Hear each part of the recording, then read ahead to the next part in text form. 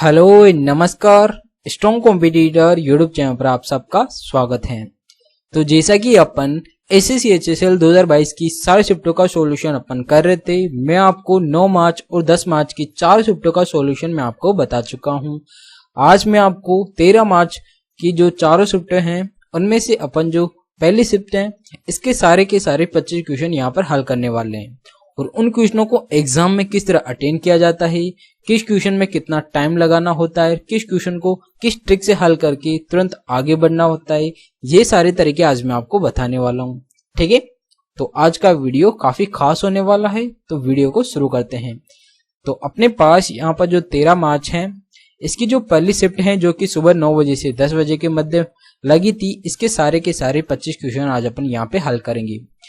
ठीक है, तो अपने पास यहाँ पर जो सबसे पहला क्वेश्चन आता है, यहाँ बोल रहा है कि A square B square plus 4c square minus A B minus 2bc minus 2ca in 2a plus B plus 2c का मान क्या होगा।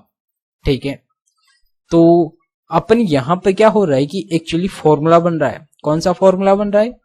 ये वाला फॉर्मूला। तो अपने पास कौन सा फॉर्मूला बन रहा है एक्चुअली, यहाँ पर A cube plus B cube plus C cube minus 3abc वाला फॉर्मूला बनता है, लेकिन यहाँ पर ये सी के साथ क्या आ रहा है, 4 आ रहा है। ठीक है, और जब अपन यहाँ देखेंगे यहाँ पे क्या हो रहा है कि a plus B plus 2c आ रहे हैं, तो इन सब का क्या हो जाएगा, अपने पास क्यूब हो जाएगा। इसका मतलब इसका क्यूब होगा प्लस बी का क्यूब प्लस 2c का क्यूब कितना हो जाएगा, 8c क्यूब हो जाएगा। और माइनस का 3abc आता है, तो 3 को अपन इस 2 से और मल्टीप्लाई करेंगे तो माइनस का 6abc आएगा। ठीक है, जो कि अपने पास एक ही ऑप्शन में दे रखा है, वो दे रखा ऑप्शन नंबर 2। यहाँ पर a का क्यूब प्लस b का क्यूब प्लस 8c का क्यूब। 8c का क्यूब क्यों आया, क्योंकि यहाँ पर c के साथ 2 हैं, जब इसका अपन क्यूब करेंगे तो अपने पास 8 आता है। ठीक है, इसीलिए। और यहाँ पे 6 क्यों आया, 6 अपने पास जब इस 2 को अपन क्या करते हैं 3 से मल्टीप्लाई करते हैं तो यहाँ पे 6 आता है। ठीक है, क्योंकि जो ओरिजिनल फॉर्मूला होता है वो क्या होता है, a का क्यूब प्लस b का क्यूब प्लस c का क्यूब माइनस 3abc होता है। ठीक है, ये फॉर्मूला होता है इसका। तो अपने पास यहाँ पर c की वैल्यू क्या दे रखा है, c की वैल्यू अपने पास 2c दे रखा है, इसलिए यहाँ पर इसकी वैल्यू भी कितनी आई, 8c का क्यूब आ गया। ठीक है, तो अपन सीधा ऐसे क्वेश्चन को बिना पेन उठाए सीधा वर्बली अपन चारों ऑप्शन के अंदर देख के, आपको हल करने की कोई जरूरत नहीं होती, ऐसे ऑप्शन को सीधा ऑप्शन से उड़ाते हैं। ठीक है, तो नेक्स्ट चलते हैं। नेक्स्ट जो क्वेश्चन है ये है क्वेश्चन नंबर 2। यहाँ बोल रहा है कि धारा की चाल 4 किलोमीटर प्रति घंटा है और नाव की चाल 11 किलोमीटर प्रति घंटा है। ठीक है, नाव धारा के प्रतिकूल 21 किलोमीटर और धारा के अनुकूल 45 किलोमीटर की दूरी कितने समय में तय करेगी। तो अपने पास पूछ क्या रहा है कि वह समय क्या हो जिसके अंदर इतनी इतनी दूरी ये तय करेंगे। ठीक है, तो यहाँ बोल रहा है कि धारा की चाल, तो यहाँ पर क्या दे रखा है, 4 किलोमीटर प्रति घंटा दे रखा है। धारा की चाल को अपन किससे डिनोट करते हैं, y से डिनोट करते हैं। ठीक है, तो यहाँ पर 4 किलोमीटर प्रति घंटा दे रखा है। और यहाँ पर नाव की चाल कितना दे रखा है, जिसको अपन x से डिनोट करते हैं, ये 11 किलोमीटर प्रति घंटा दे रखा है। ठीक है, अब यहाँ बोल रहा है कि प्रतिकूल जाने में, तो प्रतिकूल मतलब अप स्ट्रीम जा रहा है। अप स्ट्रीम की स्पीड क्या होती है, 21 किलोमीटर अप स्ट्रीम जा रहा है। ठीक है, तो यहाँ पर अप स्ट्रीम की स्पीड क्या हो जाती है, x माइनस वाई होती है। तो इन दोनों का डिफरेंस क्या हो जाएगा, 7 हो जाएगा। तो अपने पास टाइम कितना लगेगा, यहाँ पर 3 घंटे लगेंगे। ठीक है, आगे आगे क्या बोल रहा है कि 45 किलोमीटर अनुकूल जाने में, मतलब डाउन स्ट्रीम जा रहा है ये। डाउन स्ट्रीम क्या होता है, एक्स और वाई दोनों जुड़ जाते हैं। ठीक है, तो यहाँ पर 45 किलोमीटर जाएगा, किस स्पीड से जाएगा, इनकी स्पीड क्या हो जाएगी, जुड़ जाएगी। तो ये हो जाएगा अपने पास 15 हो जाएगा, 15 किलोमीटर प्रति घंटा की स्पीड से ही जाएगा। ठीक है, तो यहाँ पर भी कितना टाइम लग रहा है, 3 घंटे लग रहे हैं, और यहाँ पर भी कितना टाइम लग रहा है, 3 घंटे लग रहे हैं। तो यहाँ पर टोटल टाइम कितना लग रहा है, 6 घंटे लग रहे हैं। ठीक है, जो कि ऑप्शन नंबर 3 में दे रखा है। आपको एग्जाम में आपको सिंपली एक बेसिक तरीका आना चाहिए। आपको एक चीज का ध्यान रखना है, वो क्या है कि अगर आपके पास डिस्टेंस दे दे तो स्पीड इनटू टाइम होता है। ठीक है, अब इस जो ओरिजिनल फॉर्मूला होता है, बेसिक फॉर्मूला, इस फॉर्मूले पर बेस्ड सारे क्वेश्चन आपको आसानी से हल हो जाते हैं। ठीक है, बस आप इस कंसेप्ट पर बने रहिएगा, आपको एग्जाम में कुछ भी पूछे, आप ऐसे क्वेश्चन को इस फॉर्मूले से आप काफी आसानी से हल कर सकते हैं। ठीक है, सारे इस फॉर्मूले पर बेस्ड क्वेश्चन पूछे जाते हैं, बस थोड़ी लैंग्वेज को घुमा दिया जाता है। आपको घबराना नहीं है, अब बस आपको कुछ नॉर्मल बातें पता होनी चाहिए, जैसे प्रतिकूल दिशा में धारा की गति कितनी हो जाएगी, तो यहाँ पर अपन इन दोनों का डिफरेंस लेते हैं, और यहाँ पर अनुकूल दिशा में धारा की गति क्या हो जाती है, इन दोनों का योग हो जाता है। तो ऐसी छोटी छोटी बातें आपको याद रखना है। ठीक है, यहाँ पर अपन ने क्या किया, टाइम निकालना था, तो डिस्टेंस के अंदर इस स्पीड का भाग दे दिया, तो अपने पास टाइम आ गया। तो यहाँ पर अपने पास डाउन स्ट्रीम अप स्ट्रीम का टाइम आ गया, 3 घंटे लग रहे हैं, और यहाँ पर डाउन स्ट्रीम का टाइम आ गया। तो टोटल टाइम पूछ रहे हैं अपने से, टोटल टाइम 6 घंटे आ गया। ठीक है, तो इस प्रकार ये क्वेश्चन करना होता है। आपको एग्जाम में सीधा डायरेक्टली वर्बली हल कर सकते हैं ऐसे क्वेश्चन को। ठीक है, आपको क्या करना होता है, एग्जाम में इन दोनों का डिफरेंस, इसमें भाग दिया, 3 आ जाएगा, फिर इन दोनों का योग किया और 45 के अंदर भाग दे देते हैं, तो सीधा उन दोनों को जोड़कर आपका सीधा आंसर आ जाता है। आपको एग्जाम में ऐसे क्वेश्चन को वर्बली ही हल करना होता है। ठीक है, तभी आप कम से कम टाइम में क्वेश्चन को हल करके तुरंत आगे बढ़ सकेंगे। ठीक है, नेक्स्ट चलते हैं। नेक्स्ट जो क्वेश्चन है, ये है क्वेश्चन नंबर 3। और ऐसे क्वेश्चन में अपन क्या करते हैं, हमेशा जब डायग्राम के नीचे जो लाइन होती है वही अपना मेन क्वेश्चन होता है, हमेशा उसी पे फोकस रखें। मैं आपको CHSL का एग्जाम लगा था, चाहे वो CGL का प्री लगा था, जब भी मैंने आपको बताया था, CGL का मेंस लगा था तब भी मैंने आपको बताया था, CHSL का एग्जाम लग गया, इसके अंदर मैं आपको बता रहा हूँ। मैंने हर बार आपको बताया कि जब भी इस प्रकार का कोई डायग्राम वाला क्वेश्चन पूछा जाता है तो आप क्या करिएगा, डायग्राम के नीचे जो भी लाइन होती है वही अपना मेन क्वेश्चन होता है, और जो ऊपर लाइन होती है उससे अपने को कोई मतलब नहीं होना चाहिए, वो सिर्फ टाइम वेस्ट के लिए होती है। ठीक है, तो अपन टाइम बचाने के लिए सीधा आपको पता होना चाहिए क्या करना है। ठीक है, तो जैसे यहाँ बोल रहा है कि सभी विषय में ए द्वारा प्राप्त किए गए अंक। ठीक है, तो यहाँ पर ए क्या है, ब्लू वाला रेड वाला ए है और ब्लू वाला बी है, तो अपन रेड वाला जोड़ लेंगे सभी विषय। ठीक है, तो ये कितना होगा, 220 320 60 380 380 480 520 520 और 60 580 580 680 और 50 630 730 हो जाएगा ये। ठीक है, तो इन सबको जोड़ेंगे तो अपने पास कितना आएगा, 730 आ जाएगा। और आगे क्या बोल रहा है, बी द्वारा सभी विषयों में प्राप्त किए गए अंकों का प्रतिशत कितना है। ठीक है, तो बी को जोड़ेंगे अपन, बी कौन सा है, ये ब्लू वाला, तो ब्लू वाला जोड़ देंगे।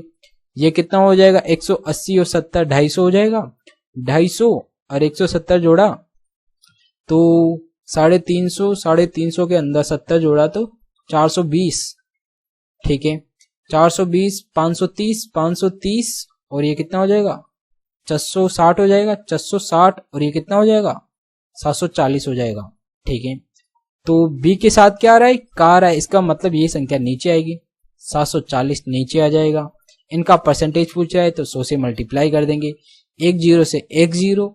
अब यहाँ पर 73.74 आ रहा है, इसका मतलब ये जस्ट 99% के लगभग आएगा। और जब अपन ऑप्शन देखते हैं यहाँ पर, तो अपने पास 99 के लगभग कौन सा ऑप्शन आ रहा है, एक ही ऑप्शन है जो 99 के लगभग आ रहा है। तो सीधा अपन इसको बिना हल करें अपन सीधा इस ऑप्शन पे टिक मार के तुरंत आगे बढ़ जाएंगे।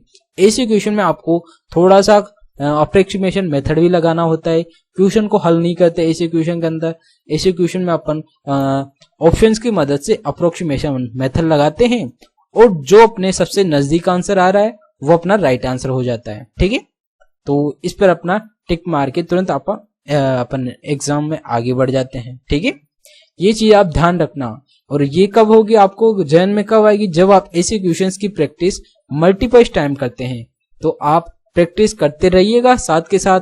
ठीक है, और मैं आपको जो भी ये PDF होती है जो सॉल्यूशन वाली, इस वीडियो के बाद में टेलीग्राम पर ही सॉल्यूशन की PDF भी डाल दूंगा, आप वहां से जो सोल्ड की हुई PDF वहां से देख सकते हैं। ठीक है, तो वहां से आपका रिवीजन करने में काफी कम टाइम में आप रिवीजन कर पाएंगे। ठीक है, तो ये सारे सॉल्यूशन मैं आपको टेलीग्राम पर डाल दूंगा, उसकी टेलीग्राम की लिंक आपको डिस्क्रिप्शन बॉक्स में मिल जाएगी, वहां से आप टेलीग्राम चैनल ज्वाइन कर सकते हैं। ठीक है, नेक्स्ट चलते हैं। नेक्स्ट जो क्वेश्चन है ये है क्वेश्चन नंबर 4। यहां बोल रहा है कि इसको सिंप्लीफाई करें, ठीक है। तो सबसे पहले अपन क्या करते हैं, भागल करते हैं। तो ये इसका क्या है, 5 का कितनी बार जा रही है, 5 बार। क्यों, अपन ने यहाँ पर जो इसका यूनिट डिजिट है 7 है, और यहाँ पर 5 कब आएगा, 7 के फाड़े में 5 कब आता है, जब अपन 7 को 5 बार मल्टीप्लाई करते हैं तब इसका यूनिट डिजिट 5 आता है। तो अपन सीधा यहाँ पर क्या करेंगे, इसको हल नहीं करेंगे, सीधा अपन मान सकते हैं कि ये 5 बार जाएगा। तो यहाँ क्या हो जाएगा, 5 हो जाएगा। इस 5 को इसमें जोड़ेंगे तो कितना हो जाएगा, 530 हो जाएगा, ठीक है। अब 29 को 10 से मल्टीप्लाई किया तो कितना आएगा, 290 हो जाएगा। तो इन दोनों का डिफरेंस कितना हो जाएगा, 240 हो जाएगा, ठीक है, जो कि ऑप्शन नंबर 1 में दे रखा है। तो सीधा इस प्रकार हल करके अपन तुरंत आगे बढ़ जाएंगे। आपको एग्जाम में इसी तरह टाइम को मैनेज करना होता है, क्वेश्चन को कितना आसानी से हल करना होता है, ये सारे तरीके मैं आपको बताता हूँ, ठीक है।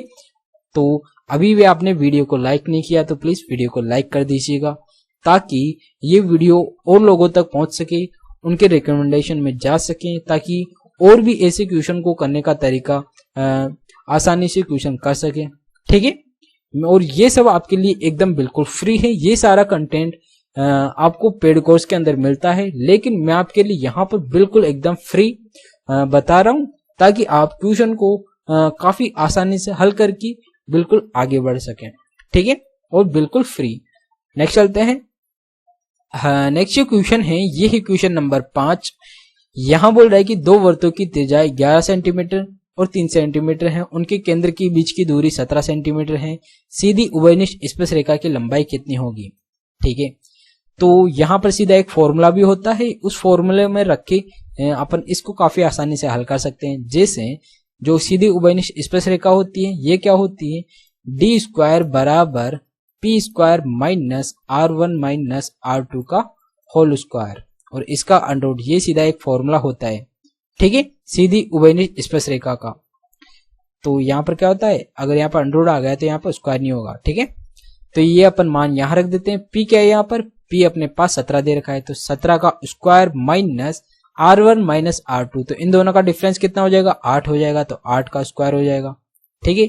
17 का स्क्वायर माइनस 8 का स्क्वायर, तो ये क्या बनता है, 15 का स्क्वायर बनता है, ठीक है, क्योंकि ये 8 15 17 का ट्रिपलेट बन रहा है, तो इसीलिए यहाँ पर 15 का स्क्वायर हो जाएगा, स्क्वायर से अनरूट कर जाएगा, तो अपने पास डी की वैल्यू कितनी आएगी, 15 आएगी। तो सीधी अपन इससे यहाँ पर ऑप्शन नंबर 4 में टिक मार के तुरंत आगे बढ़ जाएंगे। अपने को डायग्राम बनाने की कोई जरूरत ही नहीं होती। अगर आपको ये क्वेश्चन की लाइन समझ में आ जाती है तो आप सीधा इस फॉर्मूले के अंदर मान रख के तुरंत आगे बढ़ सकते हैं। आपको एग्जाम में फॉर्मूला लिखने की भी कोई जरूरत नहीं होती। आप सीधा यहाँ पर ये वाली स्टेप लिखिएगा और इसको थोड़ा सिंप्लीफाई कर लीजिएगा। आपको यहाँ पर डाटा कुछ और दे सकता है। ये एकदम आसान डाटा था जो कि एक ट्रिपलेट बन रहा था, ठीक है। और आपको सारे ट्रिपलेट याद होना जरूरी है। अगर आपको ट्रिपलेट याद है तो क्वेश्चन आपके लिए और आसान बन जाता है, ठीक है। नेक्स्ट चलते हैं। नेक्स्ट जो क्वेश्चन है ये है क्वेश्चन नंबर 6। यहाँ बोल रहा है कि एक समबाहु त्रिभुज की माध्यिका 15√3 सेंटीमीटर है। इस समबाहु त्रिभुज की भुजा की लंबाई ज्ञात करें, ठीक है। तो यहाँ पर अपने पास क्या दे रखा है कि ये एक इक्विवेलेंट ट्राइंगल है, ठीक है, जिसकी तीनों भुजाएं बराबर हैं। और यहाँ पर ये क्या है, एक माध्यिका है। इक्विवेलेंट ट्राइंगल की जो माध्यिका होती है ये क्या है, ये सामने वाली भुजा पर लंब के रूप में होती है, ठीक है। तो ये अपने पास क्या हो जाएगा, लंब हो जाएगा। और इसकी लंबाई अपने पास क्या दे रखा है, 15√3 दे रखा है, ठीक है। अब ये क्या है, तीनों भुजाएं बराबर हैं। तो अब अपन क्या करेंगे, भुजा की लंबाई कैसे निकालेंगे। तो इसके लिए आपको एक चीज का पता होना चाहिए। एक बार तो अपन क्या करेंगे, त्रिभुज का जो आधार 1/2, आधार क्या है यहाँ पर ए दे रखा है, ऊंचाई क्या हो जाएगी यहाँ पर, जो इसकी माध्यिका होती है ये क्या होती है, ऊंचाई के बराबर हो जाती है। यही ऊंचाई होती है, यही लंब होता है, ठीक है, और यही माध्यिका होती है। ये जब इक्विवेलेंट ट्रायंगल के अंदर जो मीडियन होती है ये ऊंचाई के रूप में भी काम करती है और मीडियन के रूप में भी काम करती है और लंब के रूप में भी काम करती है। तो यहाँ पर अपने पास इसकी ऊंचाई क्या हो जाएगी, 15√3 हो जाएगी, ठीक है। और यहाँ पर इसी का एक और फॉर्मूला लगा देंगे इक्विवेलेंट ट्रायंगल वाला। वो क्या होता है, वो होता है अपने पास √3/4 ए स्क्वायर हो जाता है, ठीक है। ये तो इक्विवेलेंट ट्रायंगल का फॉर्मूला हो गया और ये बेसिक फॉर्मूला हो गया। तो इन दोनों को बराबर करके अपन इसकी भुजा निकाल लेंगे। वो कैसे, तो इस √3 से तो ये √3 कट जाएगा, इस 4 से ये 2 कट जाएगा, यहाँ पर कितना बचेगा, 2 बचेगा। और इस ए स्क्वायर से ये वाला ए कट जाएगा, तो यहाँ पर 2 बचा, 2 को इधर 15 से मल्टीप्लाई किया तो इधर कितना हो गया 30 हो गया, और इधर क्या बचा ए बचा, तो ए की वैल्यू कितनी आ गई अपने पास, ए की वैल्यू 30 आ गई, जो कि यहाँ पर ऑप्शन नंबर 1 में दे रखा है। तो इस प्रकार करके अपन तुरंत आगे बढ़ जाएंगे। ठीक है, नेक्स्ट चलते हैं। नेक्स्ट क्वेश्चन है, ये है क्वेश्चन नंबर 7, और यहां बोल रहा है कि एक व्यापारी 15,000 प्रति मशीन की दर से 2 मशीनें बेचता है। एक मशीन पर उसे 20% का लाभ होता है और दूसरी पर 40% की हानि होती है। पूरे लेन देन में उसका लाभ और हानि प्रतिशत कितना होगा, ये अपने से पूछ रहा है। ठीक है, तो यहाँ अपन क्या करेंगे, पहले तो यहाँ पर क्या हो रहा है 20% का लाभ हो रहा है, तो अपन इसका 20% का लाभ निकाल लेंगे। ठीक है, तो 15,000 का 20% का लाभ फ्रैक्शन रूप में लिख लेंगे 6/5, तो ये कितना आ रहा है 18,000 आ रहा है। ठीक है, अब यहाँ क्या बोल रहा है 40% की हानि हो रही है, तो यहाँ पर 15,000 का 40% की हानि फ्रैक्शन रूप में लिखा तो 3/5 हो जाएगा। तो ये कितना आ रहा है अपने पास 9,000 आ रहा है। ठीक है, तो यहाँ पर अपन क्या करेंगे, यहाँ बोल रहा है पूरे लेन देन में उसको लाभ हुआ या हानि हुआ कितना प्रतिशत। ठीक है, तो यहाँ पर लाभ हो रहा है और यहाँ पर हानि हो रही है, यहाँ पर 6,000 की हानि हो रही है, यहाँ पर 3,000 का लाभ हो रहा है, तो यहाँ पर जो 3,000 का लाभ हो रहा है वो इसके अंदर जोड़ देंगे, तो यहाँ पर अब भी क्या होगा 3,000 की हानि होगी। ठीक है, और ये 3,000 की हानि किस पे होगी 15,000 पे, तो ये अपन निकाल लेंगे 100 से मल्टीप्लाई करके परसेंट निकाल लेंगे, तो 3 0 से 3 0, ये 3 एकम 3, 3 बजे 15, 1/5 इंटू 100 किया तो ये कितना आता है 20% आता है। ठीक है, तो इसका यहाँ पर क्या होगा 20% की एक्चुअली हानि होगी, जो कि यहाँ पर ऑप्शन नंबर 3 में दे रखा है। तो इस प्रकार ये क्वेश्चन करना था। सीधा आप वर्बली भी इस क्वेश्चन को कर सकते हैं, बस उसके लिए आपकी कैलकुलेशन स्पीड काफी अच्छी होनी चाहिए, आप माइंड ही माइंड के अंदर ये सारी प्रोसेस कर सकें, उसके लिए आपको ऐसे क्वेश्चन की प्रैक्टिस करना काफी ज्यादा इंपॉर्टेंट है। ठीक है, तो ज्यादा से ज्यादा प्रैक्टिस करिएगा ताकि आपका माइंड ऐसी कैलकुलेशन माइंड ही माइंड के अंदर आप कर सकें और आप वर्बली ऐसे क्वेश्चन को करके तुरंत आगे बढ़ सकें। आप जितना ज्यादा वर्बली क्वेश्चन को हल करेंगे आप उतना ही कम टाइम में क्वेश्चन को आगे हल करके तुरंत आगे बढ़ सकेंगे। ठीक है, ये क्वेश्चन को करने के सारे तरीके होते हैं। नेक्स्ट चलते हैं। नेक्स्ट क्वेश्चन है, ये है क्वेश्चन नंबर 8। यहाँ बोल रहा है कि एक वस्तु के मूल्य में 25% की कमी की जाती है। इसके व्यय को समान रखने के लिए एक परिवार ने उस वस्तु की खपत में 20% की वृद्धि की। परिवार की पहले खपत कितनी थी। ठीक है, तो यहाँ पर अपन क्या करेंगे, इसी क्वेश्चन को यहाँ पर अपन रेशियो मेथड से हल करेंगे ताकि क्वेश्चन काफी आसानी से हल हो सके। जैसे यहाँ बोल रहा है कि जो इसकी इनकम है या इसकी जो भी वस्तु का जो मूल्य है 25% की कमी हो रही है, तो इसको फ्रैक्शन रूप में क्या लिखेंगे, फ्रैक्शन रूप में 4 से अपन 3 लिख लेते हैं। ठीक है, 25% की कमी हो रही है, तो अपन जानते हैं अगर यहाँ पर इसके मूल्य में क्या कर रहा है कमी कर रहा है, कोई भी मूल्य के अंदर कमी कर रहा है, कमी हो रही है, इसका मतलब वहां पर क्या हो रहा है खर्चा बढ़ रहा है। तो यहाँ पर जो खर्चा होता है वो क्या होता है एक्सपेंडिचर, वो इसका जस्ट उल्टा होता है। ठीक है, तो ये इनका रेशियो क्या हो जाएगा खर्चे का हो जाएगा 3:4 हो जाएगा। और यहाँ पर खपत का जो क्या बोल रहा है कि उस वस्तु की खपत में 20% की वृद्धि हो रही है, जबकि यहाँ पर वृद्धि कितनी की हो रही है, 1 की वृद्धि हो रही है, और 1 की वृद्धि हो रही है, 1 किसके बराबर हो जाएगा यहाँ पर 20 kg के बराबर हो जाएगा। ठीक है, अपने से क्या पूछ रहा है कि परिवार की पहले की खपत कितनी, यहाँ पर 3 दे रखा है, तो 1 की वैल्यू 20 दे रखा है, तो 3 की वैल्यू कितनी हो जाएगी 60 हो जाएगी। तो यहाँ पर 60 kg इसका राइट आंसर हो जाएगा। अगर अपने पास यहाँ पर पूछता है कि पहले का जो मूल्य था इसका कितना होगा, तो अपन यहाँ पर इसको 4 से मल्टीप्लाई कर देंगे, वो कितना निकल के आएगा 80 निकल के आएगा। बाद का मूल्य पूछे तो ये हो जाएगा, और बाद की यहाँ पर खपत पूछे तो ये हो जाएगी, 4 से मल्टीप्लाई कर देंगे। ठीक है, तो इस प्रकार ये क्वेश्चन काफी आसानी से रेशियो मेथड से करके अपन तुरंत आगे बढ़ जाएंगे। ठीक है, नेक्स्ट चलते हैं।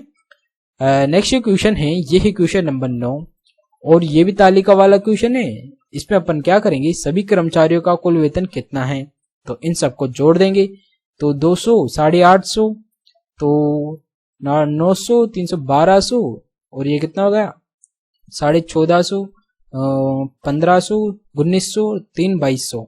तो 2200 यहाँ पर एक ही ऑप्शन में दे रखा है जो कि ऑप्शन नंबर 3 है, तो यही अपना क्या हो जाएगा राइट आंसर हो जाएगा। ठीक है, नेक्स्ट चलते हैं।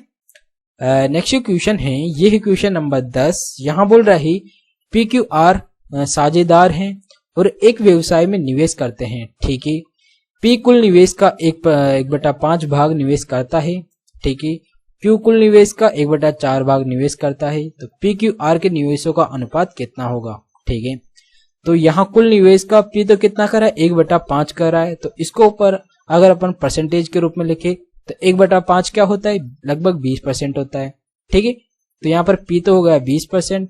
ठीक है, अब यहाँ पर Q क्या कर रहा है? Q यहाँ पर 1/4 कर रहा है, वो भी कुल का।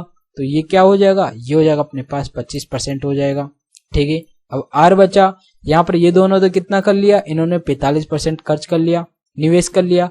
तो टोटल का यहाँ पर कितना बचा? 55% बचा। ठीक है, तो अब अपन इनसे पूछ क्या रहा है? इन तीनों का रेशियो पूछ रहा है। तो रेशियो निकाल लेंगे। रेशियो क्या हो जाएगा? ये 5 से कट रहा है तो ये 4 बार। ठीक है, और ये 5 बार हो जाएगा, और ये कितने बार? 11 बार हो जाएगा। तो इसका जो रेशियो आएगा कितना आएगा? 4:5:11 आएगा, जो कि ऑप्शन नंबर 1 में दे रखा है। तो ये अपना क्या हो जाएगा? राइट आंसर हो जाएगा। ठीक है, नेक्स्ट चलते हैं। नेक्स्ट जो क्वेश्चन है, ये है क्वेश्चन नंबर 11। यहां बोल रहा है, इसमें भी अपन क्या करेंगे? जो नीचे लाइन होती है वही अपना मेन क्वेश्चन होता है। यहां बोल रहा है कि J1 बराबर वर्ष Y1 Y2 Y3 में कंपनी C1 की औसत बिक्री कितनी होगी? तो C1 क्या है? ये व्हाइट वाला। तो Y1 Y2 और Y3 का पूछ रहा है। 200 400 600 600 600 1200। तो यहाँ पर तो कितना हो गया? 1200 हो गया। और यहाँ बोल रहा है Y1 Y2 Y3 में कंपनी C1 की औसत बिक्री। ठीक है, तो यहाँ पर C1 की औसत बिक्री के लिए अपन क्या करेंगे? इसके अंदर 3 का भाग दे देंगे, क्योंकि यहाँ पर 3 कंपनियां हैं। ठीक है, तो यहाँ पर कितना आएगा? एवरेज। यहाँ पर एवरेज आ जाएगा 400 आ जाएगा। तो ये अपने पास क्या है? J1 की वैल्यू आ गई। J2 पूछ रहा है अपने से सभी 5 वर्षों में कंपनी C1 और C2 की कुल बिक्री के बीच का अंतर। ठीक है, तो अपन क्या करेंगे? इन दोनों के अंतर निकालेंगे। तो ये इन दोनों का अंतर कितना आ रहा है? यहाँ पर 800 आ रहा है। इन दोनों का अंतर कितना आ रहा है? 300 आ रहा है। और यहाँ पर इन दोनों का अंतर कितना आ रहा है? 200 आ रहा है। इन दोनों का अंतर कितना आ रहा है? 300 आ रहा है। ठीक है, और इन दोनों का अंतर कितना आ रहा है? 200 आ रहा है। इन सबको जोड़ लेंगे। 1100 1300 1600 1800। ठीक है, तो इसका अंतर कितना आ गया अपने पास? 1800 आ गया। ठीक है, 1800 थोड़ी आएगा, इन दोनों का डिफरेंस कितना है? 800। ठीक है, और इन दोनों का डिफरेंस, तो अपन इसको इस प्रकार नहीं कर सकते। क्यों? क्योंकि यहां पर एक्चुअली अपने को पता ही नहीं चल रहा कि यहां तो ये ज्यादा है या कम है। तो अपन सबसे पहले क्या करेंगे? यहां पर C1 वाले को जोड़ लेंगे सबको एक साथ। तो 200 400 600 1200 1200 और 5 1700 1700 3 2000 3000 2000 हो जाएगा। ठीक है, और यहाँ पर C2 क्या हो जाएगा? 1000 1700 2500 2500 200 2700 और ये 100 2800। ठीक है, तो ये होगा अपने पास 2800। इन दोनों का डिफरेंस कितना आ रहा है? ये आ रहा है अपने पास 800 आ रहा है। तो यहां पर अपने पास ये क्या आ गया? J2 आ गया। पूछ क्या आ रहा है अपने से? J2 upon J1। तो 800 अपॉन 400 कितना हो जाएगा? ये हो जाएगा अपने पास 2 हो जाएगा, जो कि यहाँ पर ऑप्शन नंबर 4 में दे रखा है। तो इस प्रकार ये इक्वेशन करना था। ये सारी प्रोसेस आपको एग्जाम के अंदर थोड़ी फास्टली करनी होती है। ठीक है, मैंने आपको समझाने के लिए इस तरह बताया। मैं आपको यहाँ पर वही तरीका बताता हूँ जो आपके लिए काफी आसान हो। एक्चुअली इस प्रकार के क्वेश्चन आपको आसान आसान क्वेश्चन ही पूछे जाते हैं। आप ऐसे क्वेश्चन को स्किप करिएगा नहीं। बस थोड़ी सी 1 मिनट का टाइम लग सकता है, पर आप ऐसे क्वेश्चन को करके तुरंत आगे बढ़ सकते हैं। ठीक है, नेक्स्ट चलते हैं। नेक्स्ट क्वेश्चन है, ये है क्वेश्चन नंबर 12। यहां बोल रहा है कि 1 प्लस साइन ए अपॉन कोस स्क्वायर ए का मान क्या होगा? ठीक है, तो यहां अपन क्या करेंगे?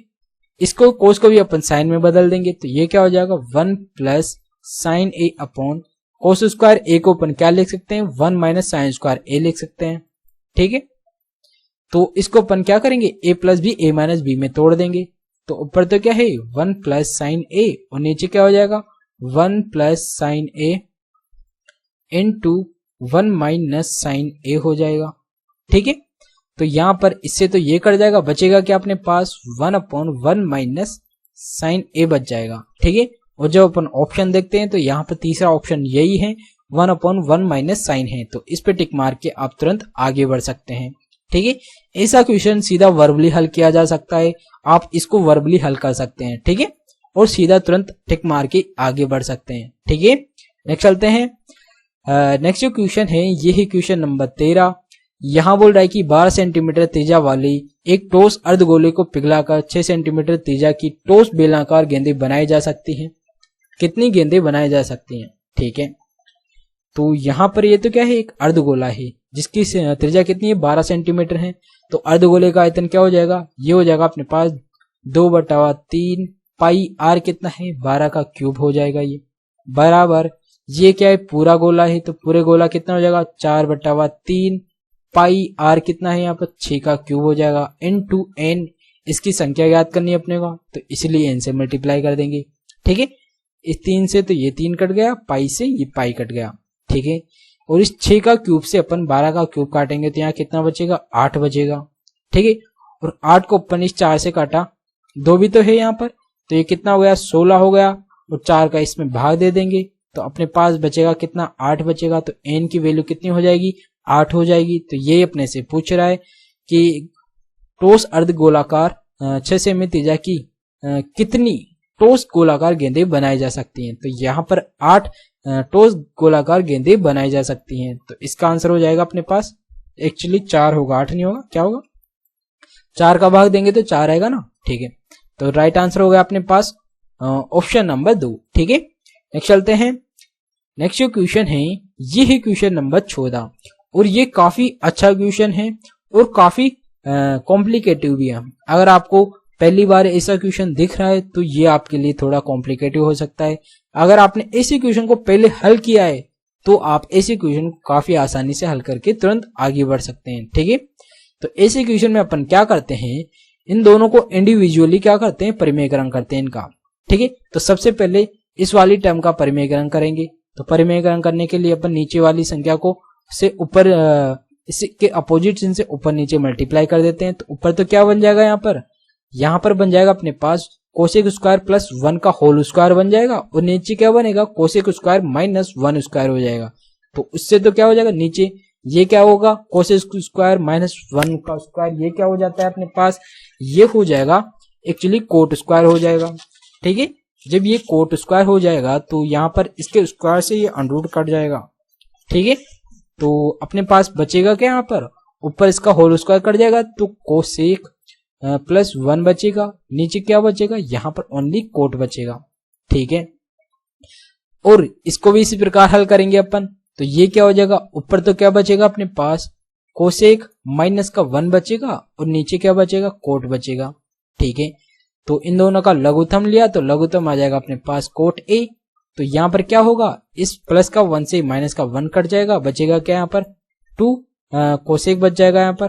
ठीक है, तो इन दोनों को अपन साइन कोस में बदल देंगे। तो ये क्या होगा अपने पास 2, ये हो जाएगा 1 अपॉन कोस ए हो जाएगा, और ये क्या होगा अपने पास 1 अपॉन साइन होगा ये। ठीक है, और ये क्या हो जाएगा, कोस ए अपॉन कोट अपॉन में है तो यहाँ पर नीचे तो कोस आएगा, और इस साइन को अपन ऊपर भेज देते हैं। ठीक है, तो इस साइन से तो ये साइन कट जाएगा, बचेगा क्या यहाँ पर 2 अपॉन कोस ए बचेगा।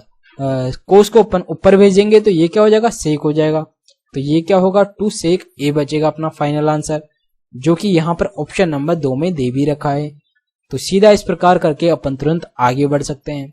ठीक है, आपको एग्जाम में क्या करना होता है, ये सारी प्रोसेस आपको जल्दी करनी होती है। ठीक है, सीधा आप यहाँ से माइनस माइनस काट के इन दोनों को सीधा वर्बली हल कर सकते हैं ऐसी टर्म को, तो और तुरंत आगे बढ़ सकते हैं। ठीक है, इसी क्वेश्चन में अपन जितना कम टाइम लगाएंगे एग्जाम में, आप और क्वेश्चन में के अंदर ज्यादा टाइम दे पाएंगे। ठीक है, नेक्स्ट चलते हैं। नेक्स्ट जो क्वेश्चन है ये है क्वेश्चन नंबर 15, और ऐसे क्वेश्चन में आपको थोड़ा टाइम लग सकता है। जैसे यहाँ बोल रहा है, नीचे क्या दे रखा है, प्रियर के वे दे रखा है, और यहाँ पर ओनली इनके बारे में बता रखा है। ठीक है, तो मतलब क्वेश्चन ऊपर ही है, दर्शाया गया है। अब इसके आगे हमें हमेशा अपना क्वेश्चन शुरू होता है। यहाँ बोल रहा है कि यदि वर्ष में खर्च की गई कुल राशि 3 लाख रुपए है तो निम्न में से किन चीजों पर खर्च की गई कुल राशि 1.5 लाख के बराबर है। ठीक है, तो 3 लाख ये 100% हो जाएगा तो 1.5 लाख कितना होगा 50%। तो 50% के अंदर कौन कौन सी वस्तुएं आ रही है, ठीक है। जब अपन ऑप्शन देखते हैं तो यहाँ पर 3 वस्तुएं दे रखा है, तो अपने को ऐसी 3 वस्तुएं देखना होगा जो जिनका योग 50% हो रहा है, ठीक है। तो यहाँ पर क्या हो रहा है 15%, ये 25%, 40 हो गया और ये 10%, तो ये कितना होगा 50% होगा। इसका मतलब एक तो अदर हो जाएगा, एक एजुकेशन हो जाएगा, एक फूड हो जाएगा। तो यहाँ पर क्या दे रखा है, यहाँ पर एक तो अन्य, एजुकेशन और क्या दे रखा है यहाँ पर फूड। ये क्या है, अन्य हो गया, एजुकेशन हो गया और परिवहन है क्या ये। तो यहाँ पर परिवहन और चीज का भी हो सकता है। फूड दे रखा है यहाँ पे, इसमें किसी में भी फूड नहीं दे रखा, तो इसकी जगह अपन क्या करेंगे 10% और दे रखा है कि क्लोथ, ये भी 10% है।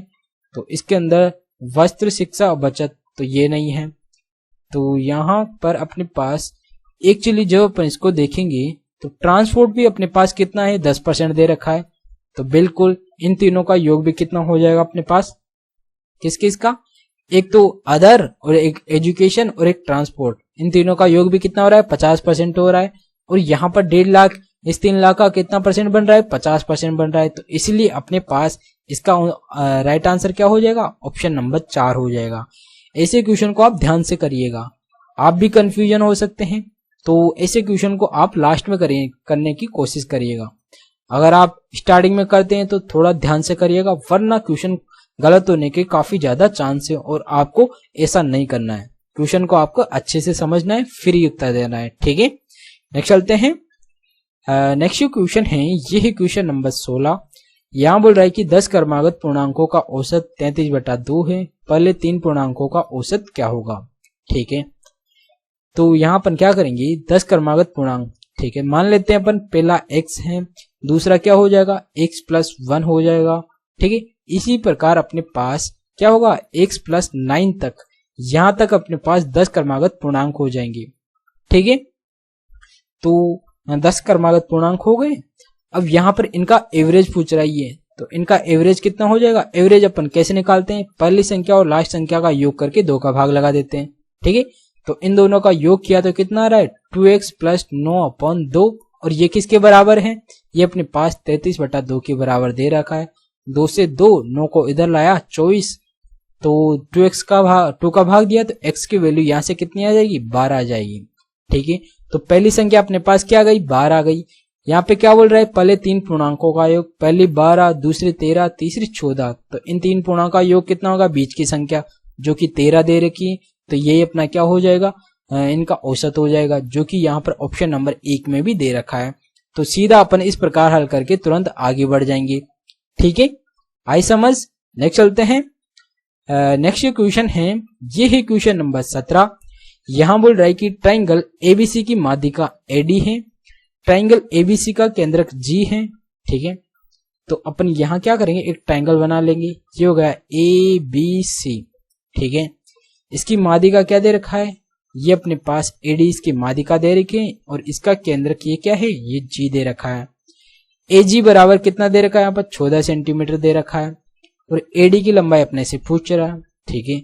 तो यहाँ पर आपको एक चीज का पता होना चाहिए कि जो ये माध्यिका होती है, ठीक है, ये माध्यिका क्या होती है, जो ग्रेविटी केंद्र होता है इसको 2 बराबर भागों में बांटती है, और इसको 2:1 के रेशो में बांटती है, ठीक है। ये जो ग्रेविटी केंद्र होता है, ये जो केंद्रक होता है, ये क्या करता है इस माध्यिका को 2:1 के रेशो में बांटता है, 2:1 के अनुपात में बांटता है, ठीक है। तो अपन यहाँ पर 2 की वैल्यू अगर यहाँ पर 14 दे रखा है तो 1 की वैल्यू कितनी हो जाएगी, 1 की वैल्यू यहाँ पर 7 हो जाएगी, ठीक है। जी से लेकर डी तक की दूरी कितनी हो गई 7 हो गई। अपने से पूछ क्या रहा है एडी की लंबाई पूछ रहे हैं, तो एडी की लंबाई टोटल कितनी हो जाएगी 14 ये हो गई 7 ये हो गई, तो एडी अपने पास कितनी हो जाएगी टोटल 21 हो जाएगी, ठीक है। और यहाँ पर ऑप्शन नंबर 3 में 21 दे रखा है, तो ये अपना क्या हो जाएगा राइट आंसर हो जाएगा, ठीक है। नेक्स्ट चलते हैं। नेक्स्ट जो क्वेश्चन है ये है क्वेश्चन नंबर 18। यहां बोल रहा है कि एक दुकानदार किसी वस्तु के अंकित मूल्य पर 20% का बट्टा देता है, जिससे उसे 5% की हानि होती है। यदि वस्तु को अंकित मूल्य पर बेचा जाए तो लाभ प्रतिशत क्या होगा, ठीक है। तो यहाँ पर अपन क्या करेंगे MP/CP वाला रेशो लगाएंगे, ठीक है। यहाँ पर क्या होता है 20% की छूट दे रहा है, तो इसका मतलब और 5% की हानि हो रही है, तो यहाँ पर ऊपर तो हो जाएगा 95 और छूट दे रहा है तो ये हो जाएगा 80। इन दोनों का रेशियो कितना आ रहा है, यहाँ पर एमपी और सीपी का रेशियो हो जाएगा यहाँ से 16:19 हो जाएगा। ठीक है, नीचे क्या दे रखा है, यहाँ पर सीपी दे रखा है, तो ये कितना होगा, सीपी 16 होगा, और ऊपर क्या देगा, एमपी दे रखा है, तो ये क्या हो जाएगा, 19 हो जाएगा। ठीक है, अपने से क्या बोल रहा है, यदि इसको अंकित मूल्य पर ही बेचा जाता है, 16 की वस्तु को 19 में बेच रहा है, तो यहाँ पर 3 का लाभ हो रहा है, कितने पर, 16 पर, तो परसेंट निकाल लेंगे 100 से मल्टीप्लाई करके, तो 300/16 आ रहा है, तो 300/16 इसका मतलब 16 एकम 16 बचा कितना यहाँ पर, कितना बच गया, 14 बच गया ना, तो 14 140, तो 16 अंठे कितना होगा, तो 16 अंठे होता है अपने पास 128 होता है, बचा कितना 12, 16 पंजो 80, 16 छिक 96, 16 सात 112, तो पॉइंट लग जाएगा यहाँ पर, तभी 120 होगा, तो 16 सात 112 बचा कितना 8, 16 पंजो 80, तो यहाँ पर कितना आ रहा है 18.75% हो रहा है, जो कि ऑप्शन नंबर 1 में दे रखा है। ठीक है, आपको यहाँ पर अगर 18 भी आ जाते हैं तो आपको ज्यादा आगे हल करने की कोई जरूरत नहीं है, जब अपन ऑप्शन देखेंगे तो अपने पास 18 ओनली एक ही ऑप्शन में दे रखा है, तो इतना करके भी अपन तुरंत आगे बढ़ सकते हैं। ठीक है, नेक्स्ट चलते हैं। नेक्स्ट जो क्वेश्चन है ये है क्वेश्चन नंबर 19। यहां बोल रहा है कि 10a बराबर 3 दे रखा है, तो इसकी वैल्यू क्या होगी। ठीक है, तो इस इक्वेशन में अपन क्या करते हैं, एक छोटा सा डायग्राम बनाते हैं।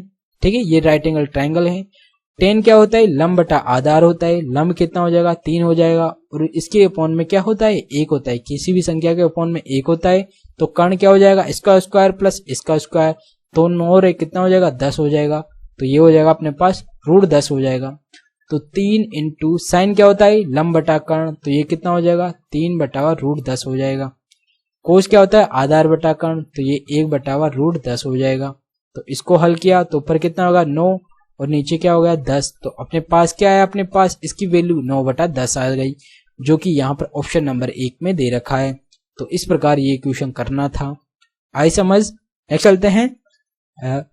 नेक्स्ट क्वेश्चन है, ये है क्वेश्चन नंबर 20, और यहां बोल रहा है कि ABC A + B + C और ब्रैकेट A - B का होल स्क्वायर, B - C का होल स्क्वायर और इसका होल स्क्वायर। ठीक है, तो यहां पर क्या हो रहा है, एक्चुअली यहां पर अपने पास जब अपन इसको खोलेंगे इस वाली टर्म को, तो ये अपने पास क्या बन के आती है, ये एक्चुअली ये आगे तो क्या दे रखा है A + B + C दे रखा है। ठीक है, और जब अपन इसको खोलेंगे तो ये क्या होगा A² + B² माइनस का 2AB। ठीक है, B² + C² - 2BC plus C² + A² minus का 2AC बन रहा है, ये बन रहा है। ठीक है, अब यहां से अपन क्या करेंगे, A वाली टर्म भी 2 बार आ रही है, B वाली टर्म भी 2 बार है, C वाली टर्म भी 2 बार आ रही है, और इनके साथ भी क्या आ रहा है 2 का मल्टीपल आ रहा है। ठीक है, तो यहां पर इस पूरे ब्रैकेट के अंदर से 2 कॉमन ले लेंगे। ठीक है, 2 कॉमन लेंगे तो यहां क्या हो जाएगा, यहां पर अपने पास पूरा ही 2, और यहां पर भी अपन क्या करेंगे इस पूरा ही 2 कॉमन ले लेंगे, तो यहां कितना बचा A + B + C। ठीक है, और यहां क्या होगा अपने पास, यहां बच जाएगा only A² + B² + C² minus का AB माइनस का BC माइनस का C है, ये बन रहा है अपने पास। ठीक है, अब ये अपने पास क्या होता है, ये एक्चुअली फॉर्मूला होता है, किसका फॉर्मूला होता है, ये अपने पास A³ + B³ + C³ minus 3ABC का फॉर्मूला होता है। ठीक है, तो यहां पर अपन क्या करेंगे, अगर उसको अपन 2 से मल्टीप्लाई कर देंगे तो अपने पास क्या आएगा 2A³ + 2B³ + 2C³ minus 3ABC आता है, तो इसको 2 से मल्टीप्लाई करेंगे तो क्या आएगा 6ABC आ जाएगा। ठीक है, तो अपने पास जो फाइनल आंसर होगा वो क्या होगा, वो हो जाएगा अपने पास ये हो जाएगा, जो कि यहाँ पर ऑप्शन नंबर 2 में दे रखा है। ठीक है, पर आपको एग्जाम में इस तरह हल नहीं करना, आपको एग्जाम में यहाँ पर क्या करना होता है, सीधा फॉर्मूला पता है तो यहाँ से इसका फॉर्मूला एक्चुअली 1/2 और ये वाली संख्या आ जाती है। ठीक है, तो इस 2 से 2 कट जाएगा अपने पास, तो जो 2 आएगा उसको अगर यहाँ से 2 अगर कॉमन भी ले लेते हैं तो अपने पास यही फॉर्मूला बनता है। ठीक है, तो जो अपन यहाँ पे ऑप्शन में देखेंगे तो ये अपना क्या होता है, राइट आंसर बैठता है। तो यहाँ पर अपने को ऑप्शंस की मदद से क्वेश्चन को हल करते हैं, तो क्वेश्चन काफी आसानी से देखते ही हल हो जाता है। तो जब भी आप किसी भी क्वेश्चन को करें तो आप ऑप्शंस पर भी एक बार नजर डालिएगा, ताकि आप क्वेश्चन करने का जो तरीका है वो काफी छोटा से छोटा अप्रोच कर सकें। ठीक है, माइंड के अंदर वो तरीका आ सके, ऑप्शन को देखकर ही वो तरीका आता है। ठीक है, नेक्स्ट चलते हैं। नेक्स्ट जो क्वेश्चन है ये है क्वेश्चन नंबर 21। यहाँ बोल रहा है कि एक निश्चित मूल्य पर 8% वार्षिक दर से 3 वर्षों में अर्जित साधारण ब्याज 1200 है। 2 वर्षों में 10% वार्षिक दर पर उस मूलधन का 2 गुनी राशि पर, ये चीज आपको ध्यान देना है, अर्जित चक्रवृद्धि ब्याज कितना होगा। ठीक है, तो यहाँ बोल रहा है 8% 3 वर्ष में अर्जित साधारण ब्याज कितना है, 1200 दे रखा है। तो यहाँ पर 3 वर्ष, तो यहाँ पर दर कितनी हो जाएगी, 24% हो जाएगी। तो 24% की वैल्यू कितनी हो जाएगी, यहाँ पर 1200 दे रखा है, तो 100% निकाल लेंगे। तो ये एक बार, ये 2 बार, तो एकम 2 50, तो यहाँ पर कितना है, मूलधन हो गया अपने पास 5000। ठीक है, पर यहाँ पर बोल क्या रहा है, उस मूलधन की दोगुनी राशि पर, तो इसकी दोगुनी कितना हो जाएगा, ये हो जाएगा अपने पास 10,000 हो जाएगा। इसका क्या, 2 वर्षों के लिए 10% चक्रवृद्धि ब्याज निकालना है। तो 2 वर्षों का चक्रवृद्धि ब्याज के लिए दर क्या दे रहा, 10%। तो इसके 2 वर्षों की दर कितनी हो जाएगी, सीधी सीधी 21% हो जाती है। ठीक है, तो इसका अपने को सीधा सीधा 21% निकालना है। 2 0 से 2 0, तो ये कितना आ रहा है, 2100 आ रहा है। तो अपने पास 2 वर्षों का चक्रवृद्धि ब्याज कितना आ गया, 2100 आ गया, जो कि यहाँ पर ऑप्शन नंबर 2 में दे रखा है। तो ये अपना क्या हो जाएगा, राइट आंसर हो जाएगा, और इस पर टिक मार के अपन तुरंत आगे बढ़ जाएंगे। ठीक है, नेक्स्ट चलते हैं। नेक्स्ट जो क्वेश्चन है, यहाँ बोल रहा है कि दी गई भिन्नों में से सबसे बड़ी और सबसे छोटी भिन्न का अंतर क्या होगा। ठीक है, तो सबसे बड़ी और सबसे छोटी भिन्न अपन कैसे चेक करते हैं, इसको सारी भिन्नों को अपन 100 से मल्टीप्लाई करके परसेंटेज के रूप में लिख लेते हैं। जो सबसे बड़ी परसेंटेज बनेगी वो सबसे बड़ी भिन्न हो जाएगी, जो सबसे छोटी परसेंटेज बनेगी वो सबसे छोटी भिन्न होगी।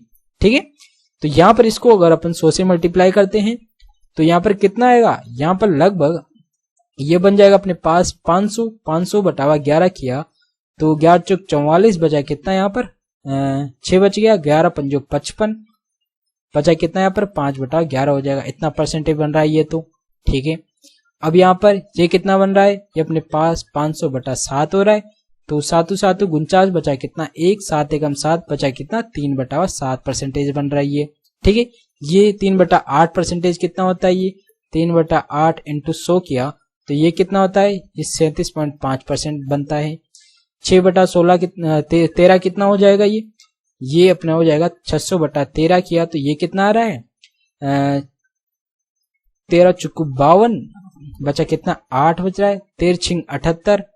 ठीक है, बचा कितना, 2/13 हो रहा है। ये इतना परसेंटेज बन रहा है। तो इसके अंदर से जो सबसे बड़ी परसेंटेज होगी वही अपनी सबसे बड़ी फ्रैक्शन होगी।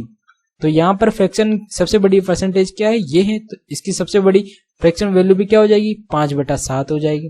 ठीक है, इन दोनों का डिफरेंस सबसे छोटी क्या है, 3/8 हो जाएगी, 37% आ रहा है ये, तो इससे 3/8 हो जाएगी। इन दोनों का डिफरेंस क्या हो जाएगा अपने पास, इनका लघुत्तम आया 56, तो 40 में से 7 या 21 घटाया तो कितना आएगा, यहाँ पर 19 आएगा। तो 19/56 इसका क्या आ रहा है, राइट आंसर आ रहा है, जो कि यहाँ पर ऑप्शन नंबर 4 में यही दे रखा है 19/56। तो ये अपना क्या हो जाएगा, राइट आंसर हो जाएगा।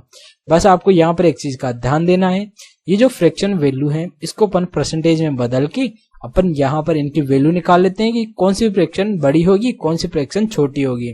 ठीक है, तो अगर यहाँ पर कुछ फ्रैक्शन अगर आपको याद है उसकी परसेंटेज वैल्यू, तो आप सीधा परसेंटेज वैल्यू लिखिएगा। ठीक है, नेक्स्ट चलते हैं। नेक्स्ट क्वेश्चन है, ये है क्वेश्चन नंबर 23। यहां बोल रहा है कि ट्राइंगल एसटीयू में, ठीक है, ये हो गया अपने पास एक ट्राइंगल एसटीयू हो गया।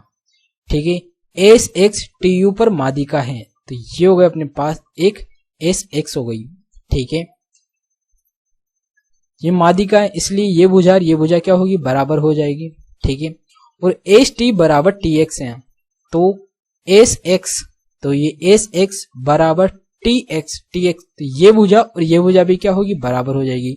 तो ये तीनों भुजाएं बराबर हो जाएगी। अगर ये तीनों भुजाएं बराबर हो जाती है तो यहाँ पर अपने पास एक 90 डिग्री का कोण बनता है, और यहाँ पर भी अपने पास क्या बनता है, एक 90 डिग्री का कोण बनता है। ठीक है, अगर ये 90 डिग्री का कोण बन रहा है तो अपने से पूछ क्या रहा है, टी एस यू, तो टी एस यू का मान कितना होगा, तो TSU का मान कितना हो रहा है यहाँ पर 90 डिग्री का कोण बनता है ये। कब, जब अपने पास माध्यिका और इनसे जो दो भुजाएं बनती हैं, तीनों भुजाएं अगर बराबर हो जाती हैं तो ये वाला कोण भी अपने पास कितना हो जाता है, 90 डिग्री का हो जाता है। ठीक है, जो कि यहाँ पर ऑप्शन नंबर 4 में दे रखा है। तो इस पर टिक मार के अपन तुरंत आगे बढ़ जाएंगे। बस आपको ये कंसेप्ट पता होना चाहिए कि जब माध्यिका सामने वाली भुजा को दो बराबर भागों में बांटता है तो अगर तीनों भुजाएं बराबर हो जाती है तो वहां पर बनने वाला कोण 90 डिग्री का होता है, और जहां से वो शुरू होती है वहां पर भी 90 डिग्री का कोण बनता है। ठीक है, नेक्स्ट चलते हैं। नेक्स्ट क्वेश्चन है, ये है क्वेश्चन नंबर 24। यहां बोल रहा है कि x प्लस 1/x की वैल्यू -2 है, तो इसकी वैल्यू क्या होगी। ठीक है, तो जब भी अपने पास यहाँ पर x प्लस 1/x की वैल्यू -2 दे रखा है तो यहाँ से x की वैल्यू क्या आती है, ये अपने पास x की वैल्यू -1 हो जाएगी। अगर यहाँ पर प्लस का 2 होता तो x की वैल्यू क्या हो जाती, +1 हो जाती। ठीक है, तो यहाँ से अपन x की वैल्यू इस इक्वेशन के अंदर रख देंगे तो अपने पास इसका मान काफी आसानी से निकल के आ जाएगा। तो यहाँ रखते हैं अपन, तो x बराबर -1 रखा तो -1 की पावर 7 करेंगे तो यहाँ पर कितना आएगा, -1 ही आएगा। यहाँ पर क्या है, माइनस का 7 पावर दे रखा है, अपॉन में आके प्लस की 7 पावर हो जाएगी। तो यहाँ पर भी अगर x का मान -1 रखेंगे तो यहाँ पर भी क्या आएगा, -1 ही आएगा। ठीक है, तो -1 का स्क्वायर कितना हो जाएगा, +1 होगा। इसी प्रकार यहाँ पर भी अपॉन में जाके +1 बनेगा तो ये भी 1 ही हो जाएगा। तो इन दोनों से ये दोनों कट जाएंगे, बचेगा कितना, यहाँ पर 0 बचेगा। ठीक है, तो इसका मान कितना आएगा, 0 आएगा, जो कि ऑप्शन नंबर 3 में दे रखा है। तो सीधा इस प्रकार हल करके अपन तुरंत आगे बढ़ जाएंगे। ठीक है, ये चीज आपको ध्यान रखना है कि जब अपने पास x प्लस 1/x बराबर -2 होता है तो x की वैल्यू -1 हो जाती है, और यदि अपने पास x प्लस 1/x की वैल्यू 2 होती है तो x की वैल्यू +2 हो जाती है। ये चीज आप ध्यान रखें। ठीक है, नेक्स्ट चलते हैं। नेक्स्ट क्वेश्चन है, ये है टाइम एंड वर्क का क्वेश्चन, जो कि हर एग्जाम में काफी आसान पूछा जाता है। जैसे कुछ एग्जाम में यहाँ पर थोड़ा घुमा के भी पूछ लिया जाता है, पर आप टेंशन ना लीजिएगा, मैं आपको एकदम आसानी से बताऊंगा। ठीक है, जैसे यहाँ बोल रहा है कि एक पुरुष और एक महिला द्वारा एक कार्य को पूरा करने के लिए समय का अनुपात यहाँ पर 2:3 दे रखा है। पुरुष और महिला एक साथ काम को 24 दिन में पूरा कर सकते हैं, तो महिला अकेले उस काम को कितने दिन में पूरा करेगी, ये अपने से पूछ रहा है। ठीक है, तो यहाँ पर अपने पास टाइम का रेशियो दे दिया। टाइम का रेशियो क्या दे रखा है, 2:3 दे रखा है। किस किस का, मेल और फीमेल का। और अपन जानते हैं कि जो टाइम का रेशियो होता है वो एफिशिएंसी के रेशियो के क्या होता है, जस्ट अपोजिट होता है। तो एफिशिएंसी का जो रेशियो होगा वो क्या हो जाएगा, वो हो जाएगा अपने पास 3:2 हो जाएगा। ठीक है, और यहाँ पर ये दोनों क्या कर रहे हैं, 24 दिन में पूरा कर रहे हैं, तो इन दोनों की टोटल एफिशिएंसी कितनी आ रही है, 5 आ रही है। तो 24 दिन में कर रहे हैं तो टोटल कार्य कितने दिन में होगा ये, तो टोटल कार्य हो जाएगा अपने पास 24×5 120 हो जाएगा। ठीक है, तो टोटल कार्य 120 हो गया। जबकि अपने से पूछ क्या रहा है कि महिला अकेले उस काम को कितने दिन में पूरा करेगी। महिला की एफिशिएंसी कितनी दे रखी है, 2 दे रखी है, तो टोटल कार्य के अंदर 2 का भाग दे देंगे। तो यहाँ पर महिला की कितने दिन निकल के आएंगे, 60 दिन के अंदर ये महिला का इस पूरे कार्य को कर पाएगी। ठीक है, पूछ भी ये रहा है कि महिला उस काम को कितने दिन में करेगी, तो महिला उस काम को 60 दिन में पूरा करेगी, जो कि यहाँ पर ऑप्शन नंबर 2 में दे रखा है। तो सीधा इस प्रकार इस क्वेश्चन को करना था और तुरंत आगे बढ़ जाना था। ठीक है, तो ये था आज का लास्ट क्वेश्चन। आई होप आपको ये वीडियो समझ में आया होगा। मैंने आपको जो भी क्वेश्चन बताए वो आपको काफी आसानी से समझ में आए होंगे। अगर आपको यहाँ पर समझ में आ रहा है तो आप अभी तक इस वीडियो को लाइक नहीं किया तो प्लीज वीडियो को लाइक भी कर दीजिएगा, और अगर आपने अभी तक चैनल को सब्सक्राइब नहीं किया है तो चैनल को सब्सक्राइब भी कर दीजिएगा, जो कि एकदम बिल्कुल फ्री है। और वो राइट हैंड कॉर्नर पर आपको रेड बटन दिख जाएगा, जिसको दबाने का बिल्कुल भी पैसा नहीं लगता, एकदम बिल्कुल फ्री है। ठीक है, तो आज के लिए इतना ही। तो मिलते हैं एक और नए वीडियो के साथ। So guys, thank you.